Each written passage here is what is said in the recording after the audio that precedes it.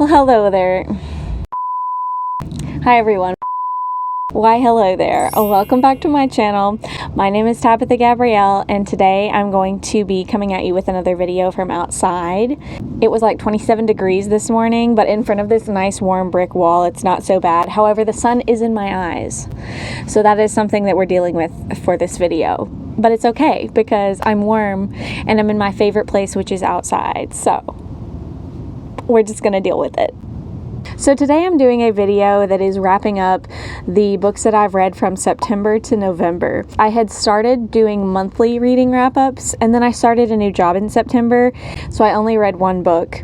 And then October I only got to read a couple books, and it's just been a weird little bit of reading time for me. I know some booktubers do recent reads instead of monthly reading wrap-ups, so I may start doing that just because of my work schedule. Even before I was working at this new job, I really wasn't reading as many books as some other people. Like, I don't know how some of y'all do it. Like, how do you read that many books in a month? I don't understand. You know what? It's okay. I'm just enjoying the reading journey. It's not about the numbers. It's about the quality and how much you enjoy reading. That's what I tell myself anyway. I'm moving my camera. I can't stand staring at the sun like this. Okay, that's a little bit better. Hopefully I'm still in frame and everything, but at least I'm not looking directly at the sun. So in September, I read The Heart of Betrayal by Mary E. Pearson. Loved it. It was so good. I don't really remember much of it, if I'm being 100% transparent. I just remember that while I was reading it, I was really enjoying the journey. I'm just gonna read y'all my Goodreads review for this book. Maybe I'm dramatic, but so far this series has me screaming, crying, and throwing up in the best way possible. I'm obsessed, truly. I feel like that really just sums up my thoughts about the entire Remnant Chronicles series. So yeah, I rated it 5 stars. I really enjoyed it. I don't remember everything that happens. I just know that there is a lot of action and a lot of drama and a lot of political stuff that goes on, and I just love that. I love political elements in books, especially like fantasy books. Give me all the political drama, okay? It also had that element of YA fluffiness, which I just can really appreciate, and yeah, it was really good. Okay, so moving on to October. The first book that I read was 5 centimeters per second by Makoto Shinkai. Please forgive me if that's not how you say it. I'm so sorry. And this was like a little love story manga. It kind of follows these two kids as they're like children, and like how their friendship builds as their children, and how it translates into adulthood, and how they kind of grow apart at one point in their life and then they come back together, and it's just like weaving their stories together. I remember it being good. Like, I enjoyed reading it. It wasn't like spectacular or mind-blowing or anything crazy like that. It was a good little palate cleanser. The end, what was the ending? I really want to know. Like, what was that ending? The ending? Okay, the second book that I read in October was The Handmaid's Tale by Margaret Atwood. It was an interesting read. It was an interesting little journey to take. I listened to it mostly on Audible, and I had the paperback version as well that I kind of would read in between my listening to the Audible version. I have a whole video review for this book on my channel, so I will link that below for you to watch if you are super interested in my in-depth thoughts on this book, because I had a lot of in-depth thoughts on this book, okay? A lot of them. And it prompted some really interesting discussion in the comments. So read through those too, because I found the comments super nice. I was expecting some slightly mean comments, and I got really scared when people started commenting like books and paragraphs of their thoughts on my video, telling my opinion of The Handmaid's Tale. So I really thank them for that. And I just found that it prompted very interesting discussion in the comments, and it's a book that is made to prompt discussion, so I can appreciate that element of it. I did have a lot of thoughts though.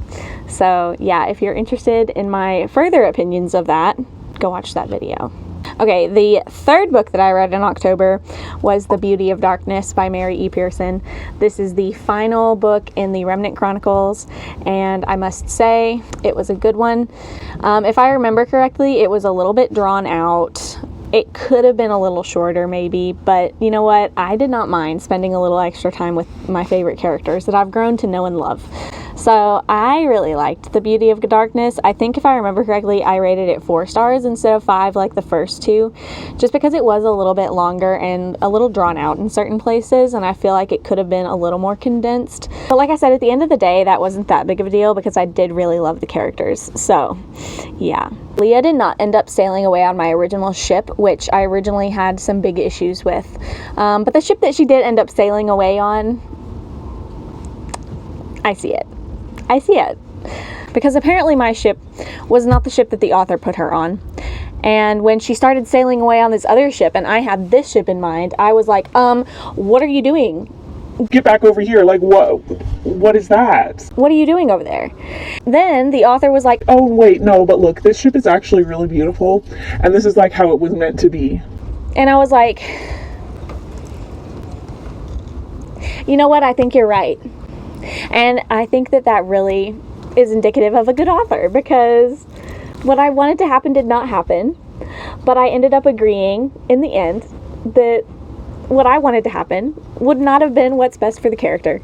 I will say it kind of took me by surprise, because I remember whenever I read the other duology that she wrote that's in the same universe, Dance of Thieves and Vow of Thieves, I swear I thought I heard that Queen Leah was married to this first guy that I was thinking she was going to end up with in the end. Turns out it wasn't. But her friend marries the other guy. So moving on finally to November. The first book that I read and finished in November was Fourth Wing by Rebecca Yarros. I also have a whole video summarizing my thoughts on this book as well. There's dragons, so that's fun. Yeah, it's like a war college Hunger Games school situation. So that's fun. The dragons give them powers, so that's fun. There's also a lot of things that are kind of not so much fun in this book. But like I said, I talk about it more in that review video. So if you're interested, go watch that video. Yeah. The second book that I read in November was Defy the Night by Brigid. Is it Brigid? Brigid? Anyway, Defy the Night by Brigid Kemmerer. This book was really fun. It's got the same type of vibe as the Remnant Chronicles series, in that it's like a fantasy world, but there's no magic. There's really no magic at all. The Remnant Chronicles actually has a bit more magic in its world building elements than this series does. This is like I guess you'd call it medieval fantasy, but also it's kind of like got futuristic elements about it too. I don't know, like they have electricity, but it's like a fantasy. Like there's no cars or any kind of flying machine. There was a lot that I really loved about this book. The author really took me by surprise quite a few times, which I really like. Basically, in this world, there is this disease that is running rampant through the kingdom. The petals of like a moonflower can only cure the disease or whatever, but there's like this class divide between like the rich people and the poor people of the kingdom. You're following the apothecary and you're following this other guy who I'm not going to tell you who he is because he's two different people. Okay, so in one POV he's like a spy and you don't really know who he is until about halfway through the book. You don't know his real identity, so I'm not going to spoil that for you, but it took me by surprise. I was like, hold up. And whenever a book makes me do that mentally, I'm like, this is a good book. You know what I mean? There's like this peasant girl apothecary, and there's this mysterious man. And they have to help bring the different classes together, and all of them work toward a solution that will help them stop dying of this virus. Also, the chemistry between the two characters, yes, please. I listened to this on Audible, and the narrators were fantastic. I'm telling you right now, fantastic narrators. I don't know if it would have retained my attention as well if I had been reading it, because it did have slower portions, but it also had a lot of political drama and a lot of political elements that I feel like added to the depth of the story, and if I had been reading that on a page, it might have gone a little bit slower, but because I was listening to the audiobook, it didn't feel as slow, if that makes sense. I love the slower elements that just add depth to the story as well. It's those conversations that like really help give you more depth on each character and like let you know whether or not you can trust them and all that kind of stuff. I really love that kind of stuff in books. So yes, this book was everything. I'm currently listening to the second one. I'm like halfway through it. Very exciting stuff. So yeah. Oh my gosh. So the last one I read in November. Oh my gosh, you guys are not ready for this. The last book I read in November was this book called The Starlit Prince, and it is by C.F.E. Black. I'm pretty sure C.F.E. Black is a Christian author, so respect to her for that. But this book was just not for me. This was the longest 200-something paged book I've ever read in my life. And I say that in the nicest way possible. So basically, when I'm thinking of describing this book to you, think of Beauty and the Beast, but in a place like Mexico. And also there's fairies and bears. And just throw all those elements in a pot and mix it together. But don't add any kind of seasoning. That's basically what this book is. Okay. Add some horses in there too, because like the main character, her father is like a horse breeder racer guy. That had a lot of prominence in the beginning, but then at the end it's like there was no prominence there whatsoever. Like, why did we need to know about this horse race? I don't know. But for fun, I am going to read you some of the quotes. There are some doozies of quotes in this book, and I'm going to read some of them to you for funsies. Again, no shade on the author. It's just not a book for me, and I found these quotes kind of funny when taken out of context. So enjoy that. Her overlong eyelashes billowed like ribbons in the breeze every time she blinked. Finding him in his cave, shirtless and disgruntled and worried about unforgivable sins, had only drawn me in, and dancing with him under the stars had nailed my coffin shut. Talia, try to stop, I begged. You have to stop loving me. She pressed her hands to my chest and shook me. I can't, you idiot. I love you, she shouted. I want to keep loving you, even if that means turning into a bear and only loving you at night. I don't care, as long as you never let me go.